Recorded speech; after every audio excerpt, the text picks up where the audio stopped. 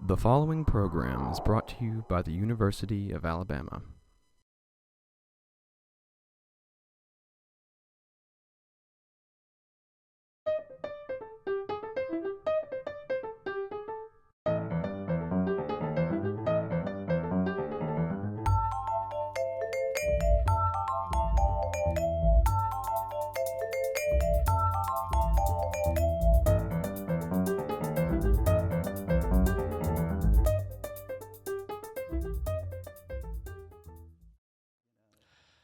As a girl growing up, Judith Ortiz Cofer led two lives in two different cultures.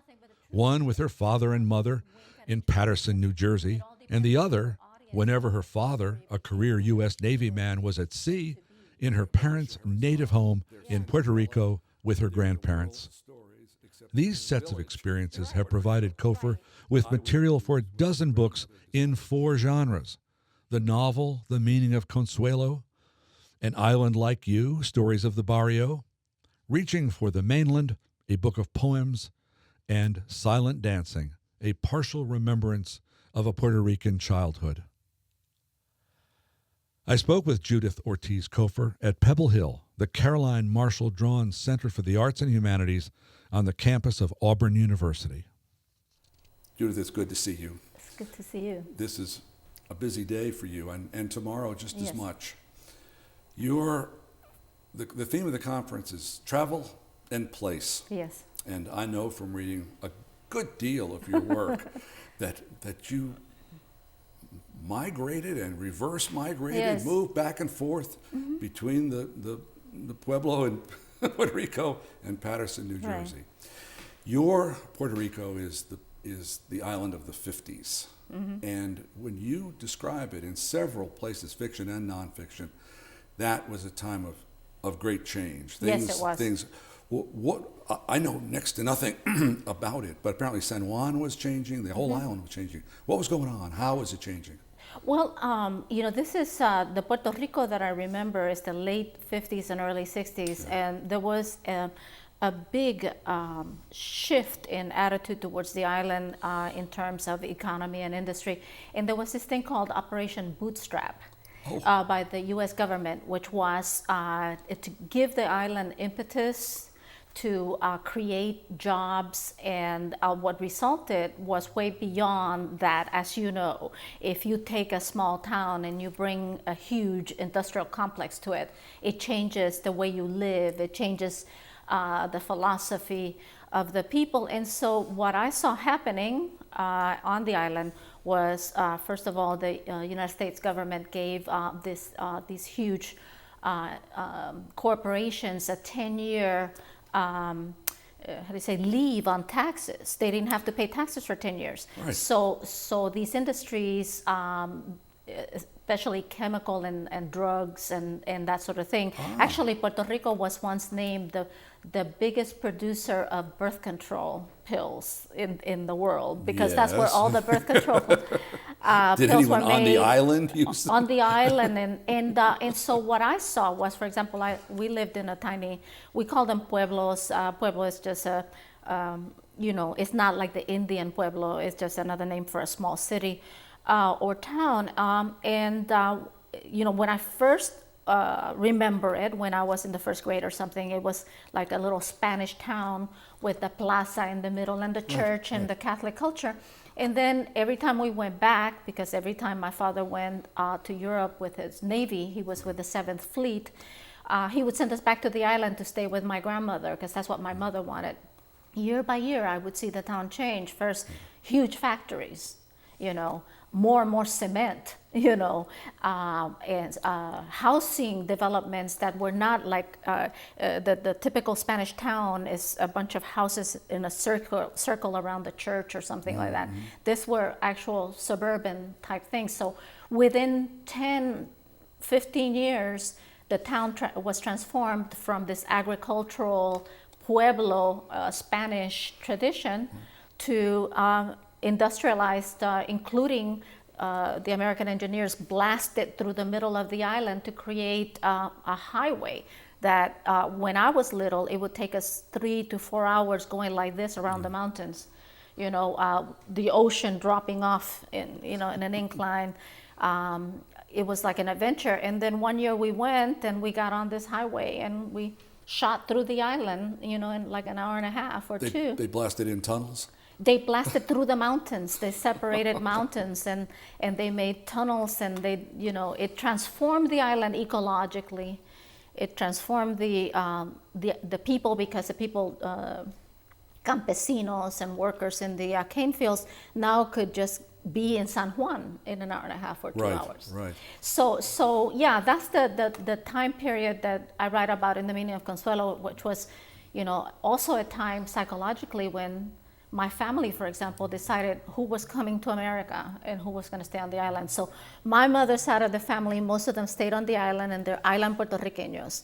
My father's side of the family all came to the United States, and now I just saw my cousins in Augusta, Georgia, and it's hilarious. They look like me, which I obviously look Latina, but they sound just like Southern belles, and sure. Their children are totally Southern in demeanor culture. There was a shortage of jobs in Puerto Rico Yes, in the 40s and 50s. Oh, I forgot to mention the positive side of Operation Bootstrap. All right, it let's have it. Huge jobs. There were jobs, finally. There were people working in factories and all that.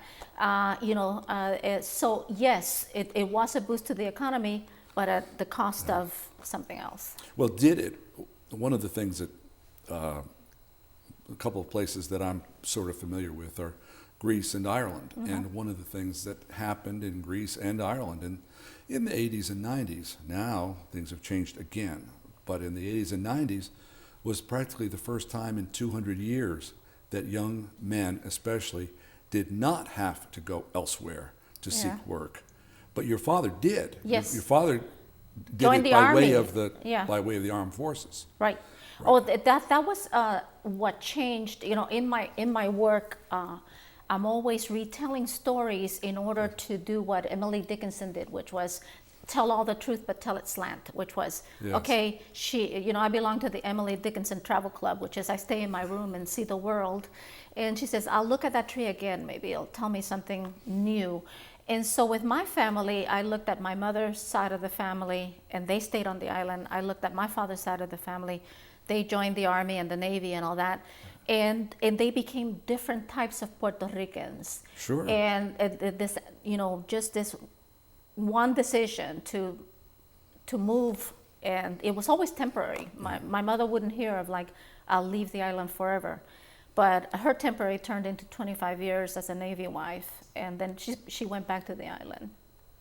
Your father made some odd choices, though. Your father, in the United States Navy, when he was at sea or in Europe, the family moved back to Puerto Rico for those months. But when he was on shore, so to speak, was he mainly at the Brooklyn Navy Yard? Yes, he was. But you didn't live in Brooklyn, and you didn't live on the base, and you didn't live in New York. Why did the family choose to live over in Patterson? Those are not odd choices if you're in a Puerto Rican family. Because his older brother lived in Patterson with his family. Right. And my mother missed being a part of an extended family. They were both very young. My parents married very young. My mother was from a large family, 8 brothers and sisters on the island. And she didn't want to move to Brooklyn and know no one. And so those choices sounded like they were my father's, but they were my mother's. Is she wanted to be in a place where during the week he only came home, my father only came home on weekends on leave, that if something went wrong, she could call someone. So Patterson became our home base mainly because we have family there. And you, in many of your books, fiction and nonfiction, there is the building. El Building. Yes, and was it mostly Latinos in the building? Oh, yeah, yeah. And then your father moved you out, at least in some of those stories, to an apartment in a Jewish Italian neighborhood? Yeah, because this was the thing that I've examined and re-examined about my parents. My mother wanted to be in the midst of the Puerto Rican barrio. Yes. She was very happy living with the music blaring, the smell of rice and beans. Oh, there's just a facsimile of the island. My father was the ambitious immigrant. He wanted his children to learn to be Americans, to speak in English as much as possible. He was the one who made the decision of taking us out of public school number 11 and putting us in St. Joseph's School, mainly Irish, the Fighting Irish, and with American nuns and that sort of thing. And there were only like three Latino kids in that whole high school. Right. But so he was the one who wanted us to be immersed in English and American life. My mother longed for island life. She was the one who made the decision of going back to the island. It wasn't Daddy's. My father would go for 3 to 6 months at a time to deliver cargo in Europe with his ships in the 7th Fleet. My mother did not want to stay in Patterson when she had the opportunity to go back to her very crowded family home on the island. So every 6 months or so, my father would pack off to go to Europe, and my mother would joyfully yank us out of the school and take us back to her mother's house, which often had like 13 grandchildren in it because all the daughters would come home and all this. And so we had this rowdy Spanish language few months and then come back to our lonely apartment above the Jewish deli. Well, I thought it was funny. You go to the Roman Catholic school, and almost probably 90% of the kids in the school were Catholic, but they were Irish Catholic and Italian Catholic, and you were not. So it looked as if everybody was in the same boat, but not quite, not really. Part of my talk tomorrow is about dislocation, which both Flannery O'Connor and Eudora Welty called the necessary experience for the writer, to find yourself outside of your comfort zone, outside of your milieu. And people don't know this. They always think of Eudora Welty as this little lady who lived in Mississippi and all that, but she had a rowdy, wonderful time in Ireland. You know, she traveled, and Flannery was not able to travel that much, but she said she needed to be dislocated to find the uncanny. While I was growing up, I did not think, oh, this is going to be great material for my future. I always thought, why are they doing this to me? I'm the new kid. Well, it's hard. Yeah, I'm the new kid. I was not like the Catholics at the at St. Joseph's School. The Irish and the Italian kids were from a different world. They had already moved to the suburbs. I lived in the inner city. In my neighborhood, it was, mainly Jewish businesses. They too had mostly moved to the suburbs. They owned the buildings that we lived in. So it was a very lonely situation. Yeah. But a couple of things happened, which is I became a reader. I read to fend off loneliness. I read and read and read. That made me smarter. So I learned to think of myself as not the popular girl, but the smart girl, which worked for me. And in the meantime, I accumulated the sense that, that I could observe people and learn. And so I think that dislocation of my life provided me with tools to become a writer. I do. I agree with you. I do. In fact, I was thinking about something, not only in terms of biography, but the writer Joan Didion is also a very small person. Yes. She is under 5 feet tall, and she was, as a child, small and bookish and an observer. And she writes often about how all of that, being quiet, being bookish, and being small, allowed her to be in the room, unnoticed, but noticing everything. And I suspect strongly that was you as a Actually, young person. My students find that hard to believe that I was the invisible quiet kid in the back of the room, because I'm now the loud English teacher who can make myself heard across the room and have learned how to be assertive and to present myself as if I were taller, But when I was already in the 4th grade when I finally learned English, because I had spent so much time back and forth.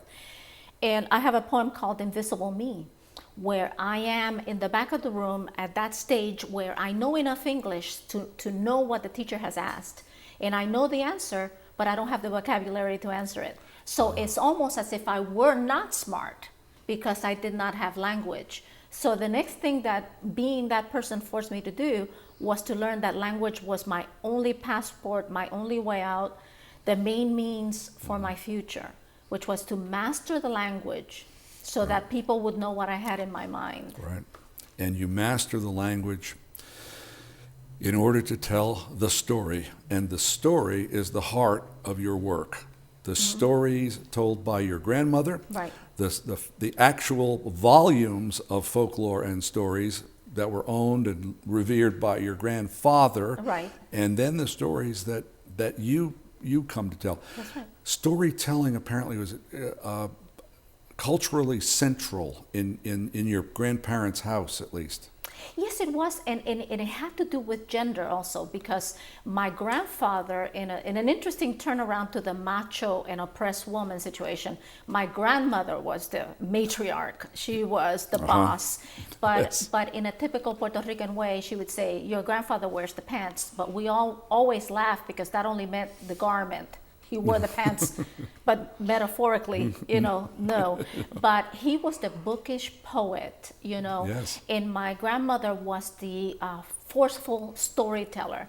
And so even though I learned about the love of books from my grandfather and even about poetry, my grandmother was the one during those times when the girls, when I was growing up, it was still the boys to play baseball and the women to drink coffee and talk. Right. And it was during those times when I saw this woman. She was a little shorter than I am, but she would rise and she would say, "I am going to tell you the story, and es la pura verdad." She would say, "It's nothing but the truth," and everyone would wink at each other because it all depended who her audience was. The story became whatever she needed it to be. Right. Well, there's Scheherazade, there's Yeah. Cinderella, they're the world's stories, except they're in a village in Right. Puerto Rico. Right. I was amused when your grandmother decided she'd had enough children. Oh yeah. And she sent my grandfather to build a new room for the house, and then she exiled him. Yes. And some people think that's a cruel story, but basically he finally got to write his poems and to lead the contemplative life that he wanted. Well, he learned, he adjusted.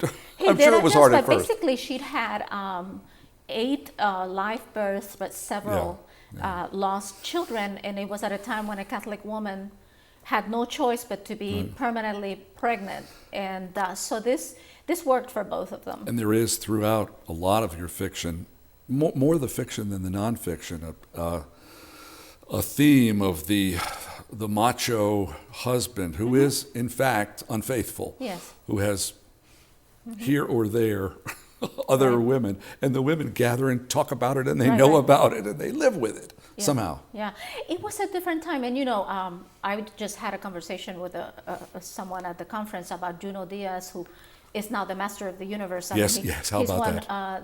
The National Book Award, the Pulitzer Prize, and MacArthur, and Yeah, right. That's very greedy, don't you and he'll think? probably get elected president, who knows? But the thing is that he writes about the macho.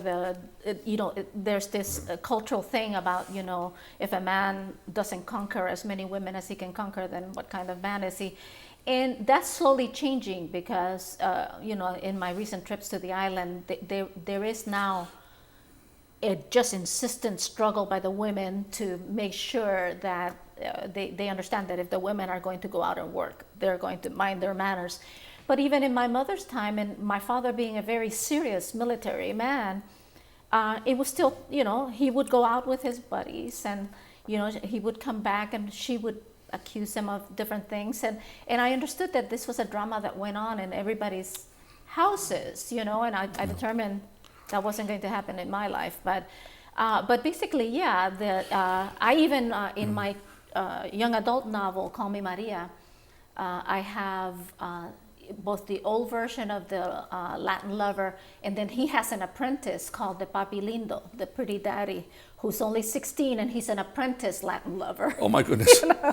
It is a comedy, but basically he's learning, and there are women trying to change this So yes, you're right. I do talk a lot about both the comedy of it and the tragedy of Yeah, it. one of the other side of the coin of machismo also is the gay young man in The Meaning of Consuelo, the finally a transsexual, whether Right. he seems to be gay Right. and Right. moving to because that Right. that must have that's a strong character in that novel because it's so hard. That culture had no way to adjust to him. No way to adjust, yeah. And I've written, I also in my book of stories for young people, An Island Like You, I have a gay young man that the parents, he wants to start a theater company for the kids in the barrio, and the parents won't allow him to. It is a very homophobic situation, and supposedly it's slowly changing, but there is still just, a long way to go. Right. The culture is so machista that it's very difficult to bring gay rights into a situation like that. I think it will eventually have to happen, but the Catholic influence and the Spanish culture are very resistant to change there. Well, that looks like one of the most uncomfortable imaginable roles to play. Absolutely. It would be the male transsexual in Puerto Rico in 1962 or whatever it was. Just horrible.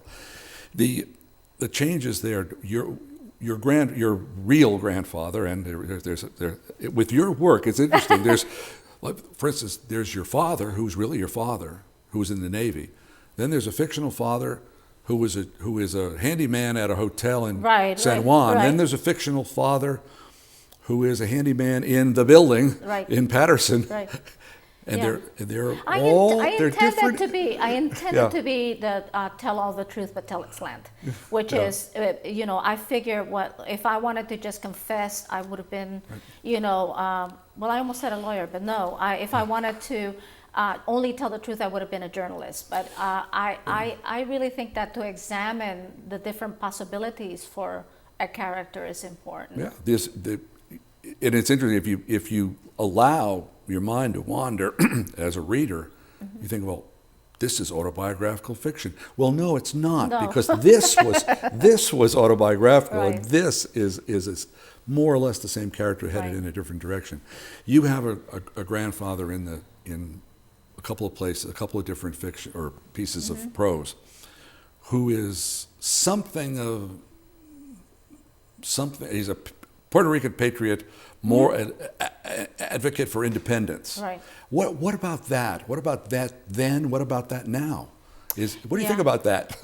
Well, that's a hard question to answer. Or statehood, either one. Because the thing is that every time I've wandered into that area, one of my relatives on the island has told me, you have to live here to know what the island really needs. And this is the ironic thing. In my mother's family of 8 children, all 3 parties are represented passionately. She was pro-statehood. She has an uncle who was jailed during that time. Remember when Vieques was being bombarded by the Navy? He was imprisoned in a federal prison for protesting that because he's pro-independence. And there's several who are pro-status quo, which is the free associated commonwealth. And she told me this story of why she would not allow me to discuss politics in a car when there were other relatives present, because she said they were driving, 4 of her brothers and sisters were driving one day, and they got into a discussion, and it got so heated that she had to stop the car and tell 2 of her brothers to get out. It's not safe. No, it isn't. It's worse than texting. So basically, my uncle, who believes in independence, thinks that the island has been cheated of a national identity, that I could never be called a Puerto Rican writer because I'm really an American writer. Okay. That we don't have a culture of our own because it has all been, swallowed by the American culture. And all those things ring true, and they ring true to the artists because we depend so much on identity, and especially the island authors who write in Spanish, they're not completely accepted by the Latin American community. because they are associated with the United States. They're American citizens. So that's true. And then my mother comes in and says, if it hadn't been because we had the ability to go to the United States without papers as free citizens, Right. Our family could not have made it, economically. My children would not be college educated. If all that hadn't happened, we would be in the same position as other immigrants, waiting for our papers, waiting. So she has this wonderful argument. And then the people who live on the island, and want the status quo, saying, we need to stay associated with the United States because we get help from them, and we're only 35 by 100 miles. And look what happened to Cuba when they broke off. And so, I can be in my family's living room and agree to vote for every single party. Yeah, I think it's best that you please, get out of the car. Please, everybody. So you know what I'm talking about. There is an Right. argument for every single position. Well, I'm sure your readers and your students at Georgia are glad that it was easy enough to do that. We have run out of time. Oh my but goodness, that went quick. This has been delightful. Thank you very much. Thank you very much. Thank you.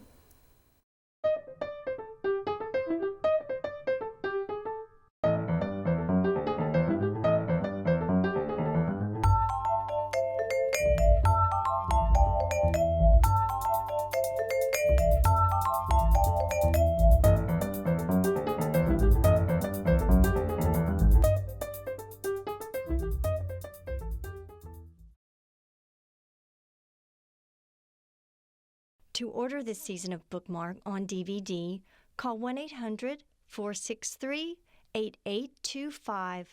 Additional information can be found on our website at www.alabamatv.org.